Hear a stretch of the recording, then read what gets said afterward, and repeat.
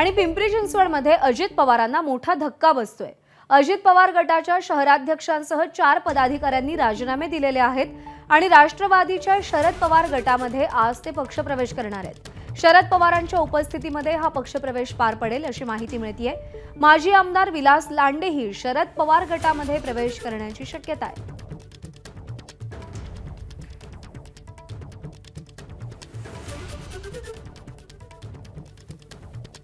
पिंपरी चिंचवड शहरामधील जो कार्यकर्ता आहे तो माननीय पवार साहेब यांना मानणारा कार्यकर्ता आहे। आज काही कारणास्तव ते तिकडे गेले होते, परंतु आज पुन्हा ते आमच्याकडे येत आहेत म्हणून आज आम्ही त्यांचं स्वागत केलेलं आहे। संघटना आम्हालाही वाढवायची आहे। संघटना वाढवण्यासाठी शहराध्यक्ष या नात्याने प्रत्येकाचा सन्मान करणं हा माझा कर्तव्य असेल। नाही, न्यायाचं कारणच नाहीये। आता मी तुम्हाला सांगितलं, फक्त पिंपरी चिंचवडच नव्हे तर महाराष्ट्रातली परिस्थिती तशी आहे।